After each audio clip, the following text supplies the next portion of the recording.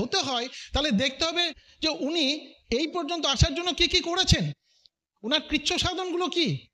হ্যাঁ, কমিটমেন্টের জিনিসগুলো উনি কতগুলো প্ল্যান দেখিয়েছেন, কোথায় কোথায় প্ল্যান দেখিয়েছেন। আমরা যেমন অসিতা কথা শুনেছিলাম বহরমপুর যাবার পথে, হ্যাঁ, উনি রাস্তায় কাঠিতে করে প্ল্যান দেখিয়েছিলেন। ওনাকে একটা সময় বলা হতো না তোমার গলা মানে ব্যথা হয়ে যাবে, এবার তুমি প্ল্যানটা বন্ধ করো। হ্যাঁ, মানে ব্যাপারটা এমনি এমনি হয়নি ফ্রেন্ডস। হ্যাঁ, তো আমরা যদি তার মতো হতে চাই, হ্যাঁ, তাহলে আছে সেটা যে কতখানি লাভদায়ক। আমরা কিন্তু ওই ব্লুটুথের সঙ্গে সবসময় অ্যাডজাস্ট করতে পারি না। যখন গ্রামে গঞ্জে যাই, ওর হাইট এজ দিয়ে আমরা ওকে বলি তুমি একটু দাঁড়াও, ওর বিএমআই কত, ভিসারাল ফ্যাটটা কত, আমরা সবসময় দেখতে পারি এবং আমরা কখনোই ওনাকে ভয় দেখাই না। আমি বলি যে আপনি যদি এক্সারসাইজ করেন না, এই যে যেগুলো আপনার বেশি আছে এগুলো কমে যেতে পারে। হ্যাঁ, তারপরে আপনি একটু ডায়েট মেনটেন করুন। যখন তারপরে ওনার রিলেশন বিল্ডিং হয়ে গেল যে আপনার যেগুলো কম আছে এগুলো তো আর বাড়ছে না, এর জন্য আপনাকে একটু ফুড সাপ্লিমেন্টে যেতে হবে। নিউট্রিয়েন্টের কথা বলি, এমন নয় যে সেই বলতেন না যে এসো তোমায় পেয়েছি, এরকম কিছু নয়, কিন্তু আপনার সঙ্গে তার একটা লাইজেন তৈরি করতে হবে। হ্যাঁ, মানে রিলেশন বিল্ডিংটা এমনভাবে তৈরি করতে হবে যেন সম্পর্কটাকে টেনে ধরে রাখতে না হয়। হ্যাঁ, আপনার প্রাণের অনুভূতিগুলোকে এবং যদি হ্যাঁ মনের যে সমস্ত অনুভূতিগুলো আছে এবং প্রাণের যে টানটা আছে সেগুলো যদি ঠিক থাকে, দেখবেন রিলেশন বিল্ডিং এমনি এমনি হয়ে যায়, কেউ আপনাকে ছেড়ে যাবে না। কিন্তু ব্যাপারটা হচ্ছে আপনার কাছে এই ব্যবসাটা আপনি বিল্ড করতে পারবেন, এই কনফিডেন্সটা আছে, ক্লিয়ারিটি আছে। তো আপনি দেখতে পাচ্ছেন তো এই যে আমরা 5 পোস্ট অফ সাকসেসটা বলা হয়, এখানে দেখবেন বিলিভ অ্যান্ড অ্যাকশন। এই যে আপনি প্ল্যানিং করেছেন এবং আপনি অ্যাকশন করছেন এই বিশ্বাস করে, ওনার যেমন হয়েছে উনি আমাকে অ্যাকশন প্ল্যান করতে দিয়েছেন, ওনার যেমন হয়েছে আমারও হবে। কিন্তু যখন প্ল্যান করতে যাচ্ছেন, না না দুটো তো না শুনেছিলাম, উনিও হয়তো আবার না বলবেন।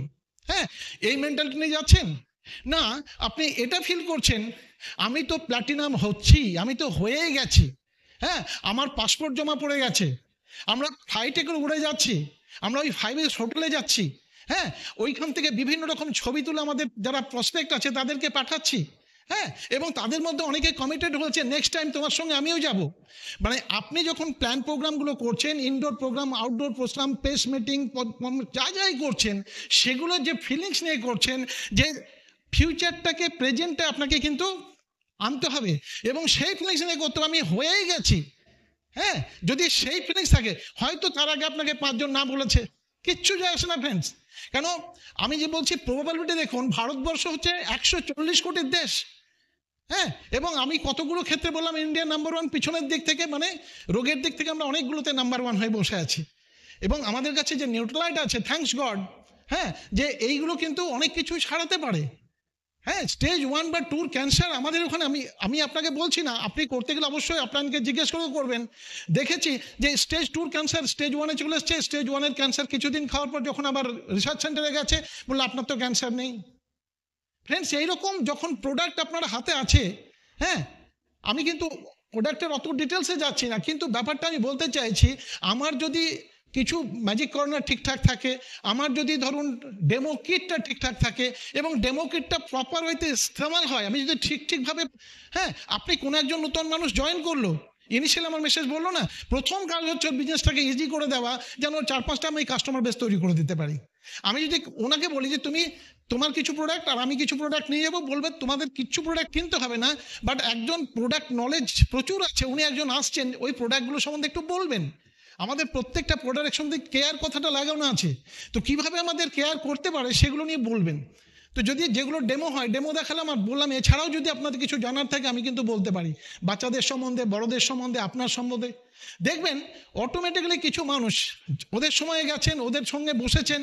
হ্যাঁ, এই নয় যে ওরা নিচে বসেছে আপনি চেয়ারে বসেছেন, ওদের সঙ্গে বসে ঘুলে মিলে যদি দেখাতে পারেন না, এবং সঙ্গে সঙ্গে যদি কিছু প্রোডাক্টের ডিমান্ড হয় আপনি ওকে ডিমান্ডটা নিতে বললেন, ও কি বুঝলো নতুনটা, যে due to lack of knowledge, due to আমার ডেমোক্রেট নেই বলে আমি কিন্তু এইগুলো শেয়ার করতে পারছিলাম না। যদি আমারও থাকে এবং ওনার মতো একজন মেন্টরের কাছে যদি আমি সঠিকভাবে এইগুলোকে শিখি, তাহলে কিন্তু আমিও প্রোডাক্টটা শেয়ার করতে পারবো। হ্যাঁ, আমরা কাউন্সেলিংয়ে গিয়ে কী বলি যে উনি করেছিলেন প্রথমবারও 100 পিপি করেছেন, দ্বিতীয়বারও 100 পিপি করেছেন, আমি তো এক্সাইটেড যে অনেক লম্বা রেসের ঘোড়া হবে, কিন্তু দেখছি এখন উনি টেলিফোন ধরছেন না। ফ্রেন্ডস, কেন ধরছেন না? এইটা কিন্তু ওইভাবে হবে না কাউন্সেলিংয়ে যে উনি আর তাহলে ব্যবসাটা করবেন না। আপনাকে কিন্তু রুটে গিয়ে ট্রিটমেন্ট করতে হবে। ধরুন, হ্যাঁ, আমার মাথা ধরেছে, তো সঙ্গে সঙ্গে কেউ একজন বললো তাহলে স্যারিডন খেয়ে নাও। স্যারিডন খেলে যে মাথা ছাড়ে না তা নয়, কিন্তু যে কারণে মাথা ধরেছে, আমার হয়তো গ্যাস অম্বল হচ্ছে, হ্যাঁ বুঝতে পারছেন? তো আমাকে ওই গ্যাস অম্বলটা সারিয়ে দিলে মাথাটাই ধরবে না। এই মানে আমি কি বলতে, যে কোনো ক্ষেত্রে যদি কোনো একটা মানুষের থেকে আপনাকে দি বেস্টটা বের করে আনতে হয়, হ্যাঁ এটাই তো কৃচ্ছ সাধন, এটাই তো একটা সাধনা। হ্যাঁ, লেগে থাকতে হবে। এটা কিন্তু মানুষ ধরার ব্যবসা নয়, এটা মানুষ হয়ে মানুষ গড়ার ব্যবসা। Take a decision. আমাকে আগে কিন্তু সবার আগে সঠিকভাবে নিজেকে তৈরি করতে হবে, না হলে কিন্তু হবে না। মানে শুধু জ্ঞান দিয়ে যাচ্ছি আর আমি নিজেই কিছু করি না, হবে না। আমাকে কিন্তু করে করাতে হবে। Let us do. 100 পিবি করো বলাটা এখানে কখনোই ঠিক নয়। আমরা এটা বলবো চলো আমরা শিখে নিই কী করে 100 পিবি করতে হয়, কী করে 100 থেকে আমরা 200-এ যাবো, হ্যাঁ কী করে আমরা 500 পিবির ব্লকেজ বানাবো। হয় ফ্রেন্ডস, আমার হ্যাঁ টিমে একজন এমবিবিএস ডাক্তারের মা আছেন, তার বয়স হচ্ছে 79 বছর। উনি কিন্তু পার্সোনালি বাড়িতে বসে 500 পিবি শেয়ার করেন। উনি বলেন 500-র নিচে পার্সোনাল পিবি করতে আমার না লজ্জা পাই। তো আছে এরকম। হ্যাঁ, আমি কি বলতে চাইছি, প্রোডাক্ট শেয়ারিং হয় ফ্রেন্ডস, কিন্তু ব্যাপারটা কি, আমি আমার মাথায় যে বললো না যে আপনার শুধুমাত্র ফিজিক্যালি নয়, হ্যাঁ আপনার কিন্তু মেন্টালি অনেক শার্প হতে হবে এবং আপনাকে একটা ডিসিশন নিতে হবে। আপনার কাছে ব্যবসার ক্লিয়ারিটি থাকতে হবে যে আমার ড্রিমের প্রতি আমি ফোকাসড, কিন্তু যে রাস্তা ধরে আমি ড্রিমের কাছে পৌঁছবো, হ্যাঁ সেই রাস্তাটার যে 4/6 যে 9 করে স্টেপ, যে ধরনের প্ল্যান দেখানো, যে প্রোডাক্ট শেয়ারিং যা যা করতে হয়, পেশ ফর্ম, হ্যাঁ এইগুলো কি আমার কাছে ক্লিয়ার? এইগুলো যদি আমি ক্লিয়ার করি, হ্যাঁ তাহলে কিন্তু আমি বলতে পারবো রাস্তা পছন্দের নাও হতে পারে, কিন্তু কি বলুন তো, আমাদের যেটা ভালো লাগে সেটা নয়, যেটা করা উচিত যদি সেটা করি, দ্যাট ইজ দ্য একটা লিডারের প্রথম গুণ।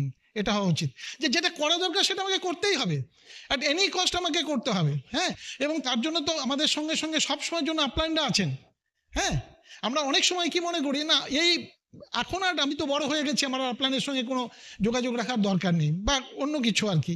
আমার তো মনে হয় যে সব সময়ের জন্য যদি আমি কি করি, যদি অন্যের কাঁধে বন্দুকটা রেখে আমি ফায়ারিং করার সুযোগ পাই, তাহলে আমি আমার কাঁধে বন্দুকটা নিতে যাব কেন?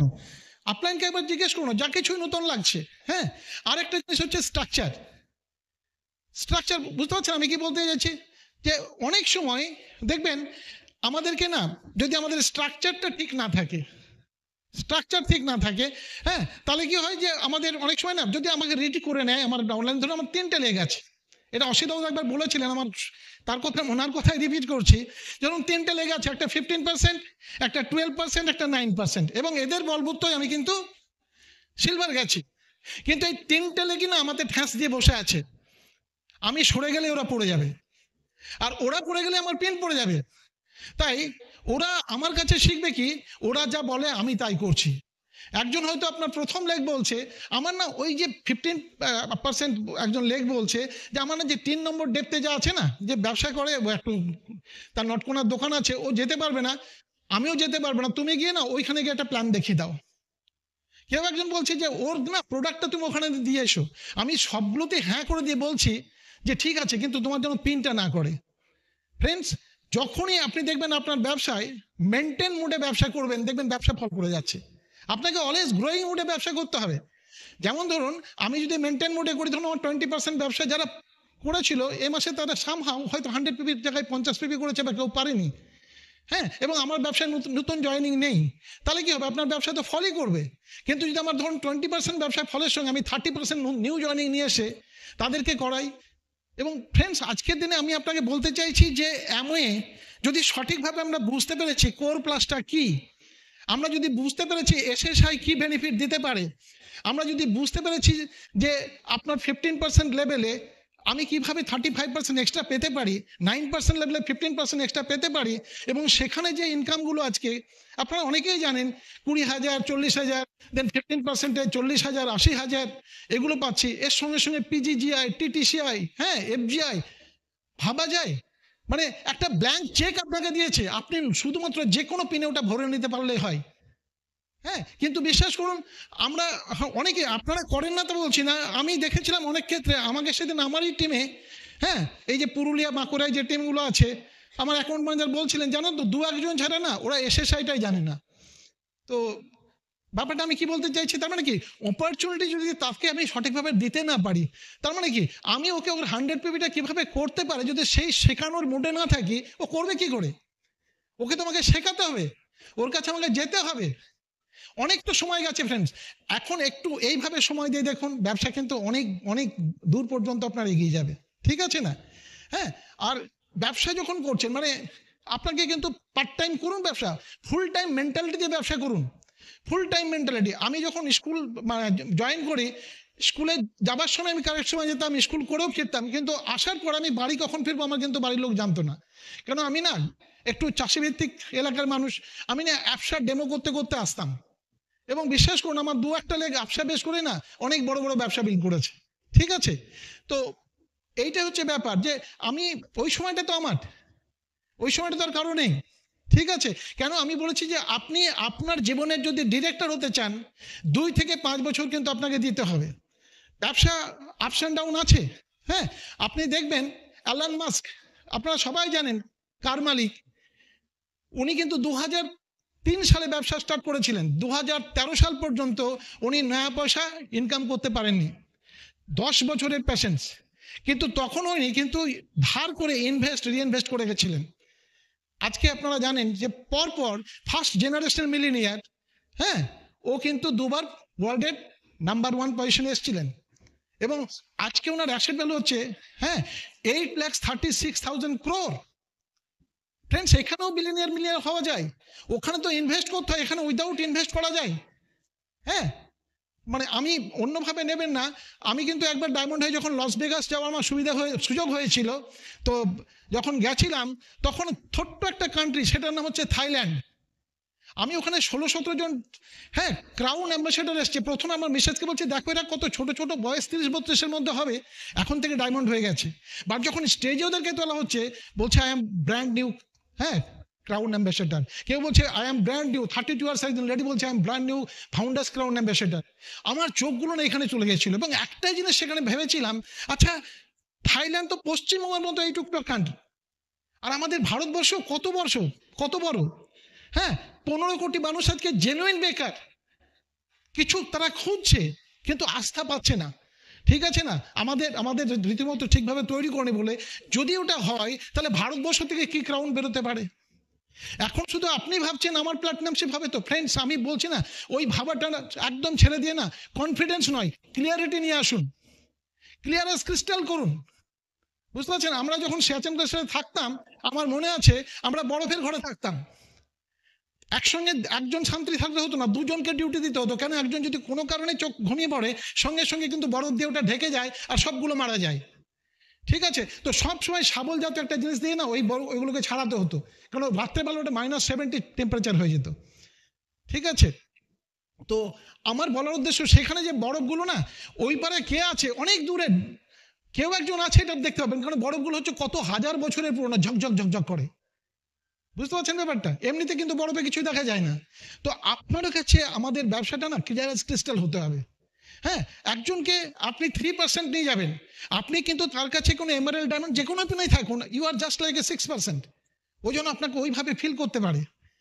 দেখুন আপনার ব্যবসা কত দূর যাবে, ঠিক আছে না? কিন্তু আমি যদি হ্যাঁ এটা ভাবি, না এইগুলো তো আমার কাজ নয়, এগুলো তো আমি কবে ছেড়ে বেরিয়ে এসেছি, না ফ্রেন্ডস, বেসিক্স কখনো ছাড়লে হবে না। আপনি যে কোনো ক্রিকেটারকে দেখুন, ফুটবলের জগতের মানুষকে যখন তারা তাদের ফর্ম হারিয়ে ফেলে, ব্যাক টু বেসিক্স।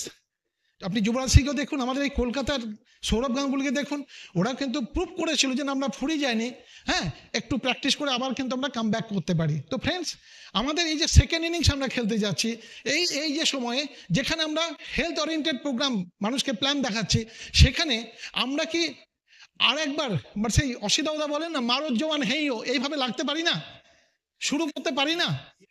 হ্যাঁ, এইটাই তো, হ্যাঁ, উনি চান, সবাই চাই, আমাদেরও আমরা সাকসেস চাই, কিন্তু বিশ্বাস করুন যে আমি সব করার ফাঁকে যেটুকু সময় পাবো, হ্যাঁ, সেইটুকু সময় শুধু ব্যবসাটা করব, এ করলে কিন্তু, হ্যাঁ, ব্যাপারটা কি, লাস্ট প্রায়োরিটি দিচ্ছি, অথচ এখান থেকে সবাই যা পেয়েছে আমি সেটা পেতে চাইছি। আমি কি বললাম, যদি আপনাকে কারো সাকসেস দেখে তাকে রোল মডেল মনে হয়, ওর সাকসেসটা না দেখে উনি কি করে সেই সাকসেসটা পেয়েছেন, কিচ্ছু সাধন করেছেন, হ্যাঁ, কতগুলো প্ল্যান করেছেন, কতগুলো প্লেসমেন্ট, সবগুলো আপনাকে দেখতে হবে, এবং তাকে আবার যদি বিট করতে চান তাহলে ওই নাম্বারগুলোকে আপনাকে বাড়াতে হবে, আর কিছুই নয় কিন্তু, হ্যাঁ। ছোট্ট ছোট্ট জিনিস, আমি বললাম না আমাদের ছোট ছোট মিস্টেক। একবার, হ্যাঁ, এটা দাদাদের কাছ থেকে শোনা, যে একজন বলছে, স্যার আমি ধরুন সিগারেট খাচ্ছি, সিগারেট খেতে খেতেও কি আমি ঈশ্বরকে ডাকতে পারি? তো বলে yes my son, you can do that. তুমি ঈশ্বরকে সবসময়ের জন্য ডাকতে পারো।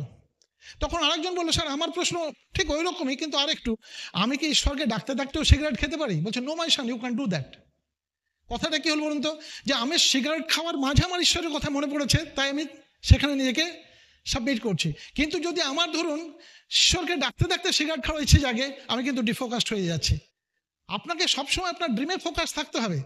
হ্যাঁ, অনেক কিছু উত্থান পতন আসবে এই ব্যবসায়। আজ পর্যন্ত যে কোনো সাকসেসফুল ম্যান, আপনি দেখেন না, every successful man in the world are the x loser.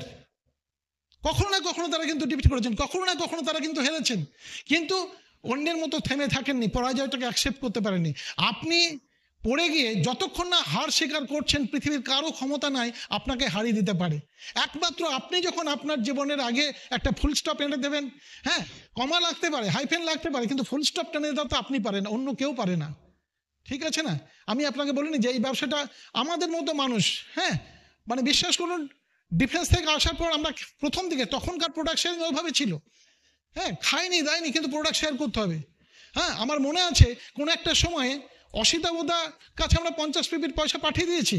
বীরভূমে বন্যা চলছে, আমার চাল কেনা হবে কেনা জানি না, মানে আমার ফাইন্যান্সিয়াল কন্ডিশন অনেকেই জানেন। হ্যাঁ, তখনকার দিনে 1750 টাকার পেনশন নিয়ে এই ব্যবসাটা শুরু করে দিয়েছিলাম, কিন্তু আগে 50 পিপি করতাম, তারপরে হ্যাঁ স্কুলের ফিজ লাগবে বাচ্চার, প্রোডাক্ট শেয়ার করে করবো। মানে কমিটমেন্ট, মানে আপনাকে কমিটেড হতে হবে। তো এইগুলোই হচ্ছে সাকসেসের একটা একটা করে কিন্তু ব্যাপার আর কি, আমাদেরকে করতে হবে। হ্যাঁ, রিলেশন বিল্ডিং করতে হবে। আর যেটা করতে হবে দেখবেন, হ্যাঁ, প্রবাবিলিটি তো প্রচুর আছে, পজিটিভ কিছু ডিসস্যাটিসফ্যাকশন থাকতে হবে। দেখুন, ডিসস্যাটিসফ্যাকশন কথাটা হচ্ছে নেগেটিভ, কিন্তু পজিটিভ ডিসস্যাটিসফ্যাকশন যে পজিটিভ। কীরকম, আমি জাস্ট একটু বলে বোঝানোর চেষ্টা করি। ধরুন আপনি গত মাসে আপনার একটা প্ল্যানিং করে না 15খানা প্ল্যান করেছেন, তো আপনি যখন ওইটাকে নিজে নিজে ডিগ্রেড করে দেখছেন যে আচ্ছা আমি ফাঁক ফোঁক করে যদি একটু চিন্তা করতাম, তাহলে প্ল্যানটা কি বাড়ানো যেত, দেখলেন না আমি 17টা করতে পারতাম। That is the positive displacement. আমি গত মাসে 170 পিপি করেছি, কিন্তু আর করার স্কোপ ছিল না। কিন্তু আপনি দেখলেন যখন প্রথম দিকে এই প্রোমো ছিল, যে সেই সময় থেকে আমি একটু অ্যাক্টিভ হতাম এবং আমি আরও 2-4 জন মানুষের কাছে যেতাম প্রোডাক্টটা নিয়ে, অ্যাটলিস্ট ডেমো করে দেখাতাম, আমার পিপিটা কিন্তু 200 হতে পারতো। That is the positive dissatisfaction. এইগুলো আমাদের কাজে লাগা দরকার আছে।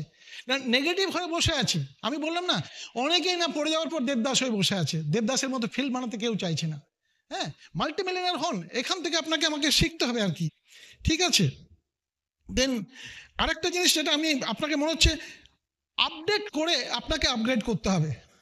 আপনি এমনি যদি না শিখেই শুধুমাত্র প্রথম থেকে ব্যবসাটা মানুষ জয়েন করে যান, হ্যাঁ, আপনি নিজেই জানলেন না আপনি কি করছেন, আপনি নিজেও জানেন না ওদেরকে কিভাবে নিয়ে যেতে হবে, না আপনি আপলাইন কাউন্সেলিং করছেন, কিছুই হচ্ছে না। তার মানে কি, আমি যদি আপডেট না করি নিজেকে আজকের দিনের রিকোয়ারমেন্ট মতো, যদি আপডেট না করি প্ল্যানটাই, হ্যাঁ, সব কিছুতেই, প্রোডাক্ট শেয়ারিংয়ে, হ্যাঁ, এখন কিন্তু 50 পিপিতে পড়ে নেই। সেই কবে পল মিলার এসে বলে গেছে 96350 পিপি, কিন্তু আজকেও যদি আমি সেই 50 পিপিতেই পড়ে থাকি, তখন ছিল 5খানা প্রোডাক্ট, আর আজকে এসছে আপনার প্রায় 150-র উপর প্রোডাক্ট। হ্যাঁ, 200 ছুঁই করছে। তো সেখানে যদি প্রোডাক্ট রেঞ্জ বাড়ে, আমি যদি বিজনেস মেন্টালিটি হই, আমি যদি ব্যবসার গ্রোথ চাই, আমাকে কি করতে হবে, বাড়াতে হবে না কমাতে হবে? বাড়াতে হবে। হ্যাঁ, এগুলো তো একটু কমন সেন্স দেখুন, কিন্তু কমন পিপলের কাছে না, এগুলো আমাদের একটু হ্যাঁ ভাবতে হয় আর কি, আমরা কিভাবে এটা করব। ঠিক আছে, এই ব্যবসায় আমি বলবো সবার কথা শুনুন, সবার কাছ থেকে শিখুন। সব জানতে হয় না বসে থেকে, কেন বলুন তো, একটা মানুষ সব জানে না, কিন্তু সব মানুষ কিছু কিছু জানে, এবং সবার কাছ থেকে শিখলে আপনি অনেক কিছুই জানতে পারবেন। তো এই এই এই একটু মেন্টালিটি তৈরি করতে হবে। হ্যাঁ, ঠিক আছে। হ্যাঁ, তৈরি করাটা হচ্ছে আসল ব্যাপার। আমি একটা গল্প আপনাদেরকে বলি। একটা লেডি, উইডো লেডি, তার মেয়ের বিয়ের জন্য না এক ভদ্রলোকের হ্যাঁ কাছে গেছেন, মানে বাড়ি বাড়ি সবার কাছে বলছেন আমার মেয়ের বিয়ে যদি কিছু সাহায্য করেন। তো উনি বললেন তো আজ তো হবে না, আমি একটু ব্যস্ত আছি, তুমি 2 দিন পরে এসো। তো 2 দিন পরে এসে যখন উনি বললেন যে আমি আপনার কাছে, আপনি বলেছিলেন আমি এসছি, তাহলে কি আমি কিছু পাবো আপনার কাছে? বলছে একটু দাঁড়ান। বলে দাঁড়িয়ে বলে একটা কাগজ নিয়ে না 30 সেকেন্ডে কি একটা এঁকে দিয়ে উনি বললেন আপনি এটা নিয়ে যান, দেখবেন এটার দাম 50 লক্ষ টাকা। তো ডাউট পড়ে গেল যে 50 লক্ষ টাকায় 30 সেকেন্ড একটা সময় নিয়েছে, কি এমন জিনিস যে 50 লক্ষ টাকা? কিন্তু মার্কেটে গিয়ে যার যার কাছে যেতে বলেছিল, গিয়ে দেখছে হ্যাঁ ওর দাম 50 লক্ষ টাকা। উনি আর কেউ নন, পাবলো পিকাসো।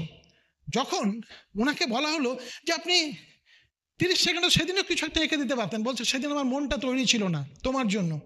হ্যাঁ, বাট একটা জিনিস তুমি শোনো, এটা 30 সেকেন্ড আঁকা নয়, এই 30 সেকেন্ডে এঁকে জিনিসটাকে ফিনিশ করার জন্য আমার 30 বছর লেগেছে এটা শিখতে। এমনি এমনি নয় ফ্রেন্ডস, এই বিজনেসটা সত্যি বলছি লোক ধরার নয়।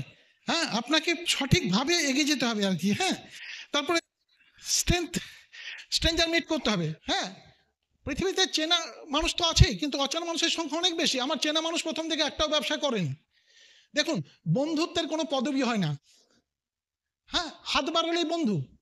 হ্যাঁ, কেন আমরা প্রথম দিকে যে 6টা লেগ নিয়ে কিন্তু প্ল্যাটিনাম করে যখন ডায়মন্ড গেছিলাম না, ওরা একটা আমার পরিচিত জন নয়, সবাই কিন্তু কেন তাগিদ ছিল, একটা জুনুন চেপে বসেছিল যে না, অ্যাটলিস্ট আপনারা যখন এত করে আসছেন, এত করে বলছেন, হ্যাঁ, ওনাদের মতো ব্যক্তিত্ব যদি ব্যবসাটা করতে পারেন, আমি কোন, হ্যাঁ, তো তখন ওইভাবে না একটা মেন্টালিটি তৈরি করে নিয়েছিলাম, অ্যাট এনি কস্ট আমাকে ব্যবসাটা সঠিকভাবে বিল্ড করতেই হবে। ঠিক আছে, তো ওই রকম ভাবে আজকের দিনে আমরা স্ট্রেঞ্জার মিট করতে পারি। আচ্ছা, এমন কেউ আছে যে আপনি কাউকে একটা প্ল্যানের কথা বললেন, আর যেমন পাকিস্তান থেকে আমরা যখন ওখানে বসে থাকতাম, তখন দেখতাম না, বসে আছি, হঠাৎ করে আমার একটা বন্ধুর একদম মাথার উপর দিয়ে একটা রকেট লঞ্চার গিয়ে ওকে ধর থেকে মাথাটা আলাদা করে দিল, নিজের চোখে দেখা, বিবি সিং নাম। হ্যাঁ, তো এখানে আপনি কাউকে প্ল্যান দেখাতে গেছেন, এরকম কেউ হবে? বড় যে আপনাকে না বলতে পারে, তো না শোনাটাই তো হ্যাবিট করার, এটা ব্যবসা।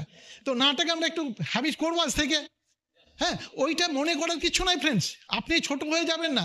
যদি আপনাকে অনেক বড় লেভেলে আপনি নিজেকে দেখাতে চাইছেন, তাহলে এই যে ছোট ছোট যে অ্যাক্টিভিটি, সাকসেসের যা যা কাজ করতো না, সেগুলোকে হ্যাবিট বানিয়ে নিতে হবে। সাকসেস কো হ্যাবিট বানায়, একটা ক্যাসেট আছে, আমি তখন শুনেছিলাম, তো আমাকে দারুণ লাগতো। হ্যাঁ, দারুণ লাগতো। তো এইগুলো একটু করবেন। আদারওয়াইজ কি বলুন তো, যে আমাদের মতো মানুষ ডিফেন্স থেকে আসার পর আমরা কি করতাম? হ্যাঁ, সে একজন না ফুটবল খেলা জানে না, কখনোই দেখেনি, তো দেখছে এদিক থেকে 11টা মানুষ ওকে লেট হচ্ছে, আবার ওই দিক থেকেও 11টা মানুষ ওকে কিক মারছে। তো কিক মারছে, তো ওকে বলছে, ভাই এই ফুটবলটার দোষটা কি, এ কি করেছে যে সবাই মিলে যেদিকে যাচ্ছে সেদিকে ওরা লাত মারছে? তখন একজন কি বলেছিল জানেন তো, যে লাত মারার সাহস হচ্ছে এই কারণে যে ফুটবলটা ভেতর থেকে ফাঁপা, যদি সলিড থাকতো না, কেউ পা মারতে পারতো না। আমাদেরকেও ফ্রেন্ড সব দিক থেকে মানুষ না আজকে মানে জর্জরিত করে দিচ্ছে, মানে হেলথ চ্যালেঞ্জে আমরা জর্জরিত হয়ে গেছি, ফাইন্যান্সিয়াল চ্যালেঞ্জ আসছে, সমস্ত কিছু চ্যালেঞ্জে আমরা পড়ে আছি। একমাত্র বেরিয়ে আসার রাস্তা কিন্তু এখানেই। আপনি হেলথকেও ঠিক রাখতে পারেন, হ্যাঁ, আবার আপনি ওয়েলথও ক্রিয়েট করতে পারেন। আপনার হেলথ স্প্যান, লাইফ স্প্যানটাকে এক করে দিতে পারেন, এটা বারবার করে দেবেন, রজনীশ চোপড়া বলছে। হ্যাঁ, যার যার করে বলছে শুধু হেলথ স্প্যান, লাইফ স্প্যানটাকে যদি আমি কারেক্ট করবো, শুধু এইটাই আমার আইডিয়া হয়, তাহলে কিন্তু উইদিন 2030-র মধ্যে এই ব্যবসাটা আজকের থেকে 6 টাইমস বাড়বে। 6 টাইমস মানে কত হবে বুঝতে পারছেন? এখনই কিন্তু, হ্যাঁ, আমাদের যে রেলওয়ে দেখেন না, কত লোক ওখানে।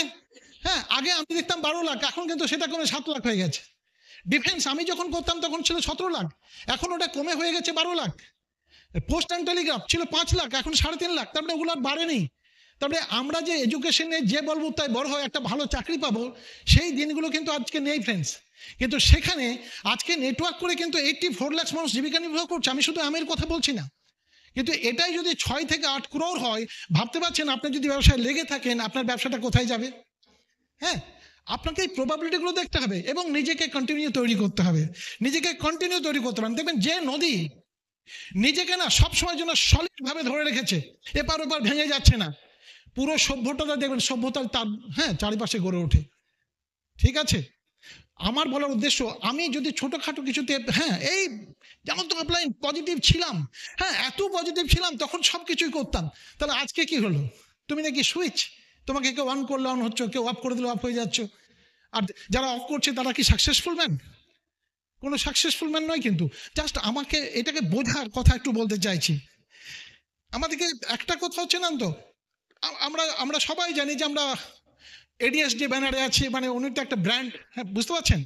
হ্যাঁ, তো ঘটনা হচ্ছে এখানে অনেকগুলো মাথা হলে হয় না ফ্রেন্ডস, একটাই মাথা থাকবে। ওইখান থেকে কিন্তু ইনস্ট্রাকশন, ইনফরমেশন বা যা কিছুই আমরা ওইখান থেকে শিখবো।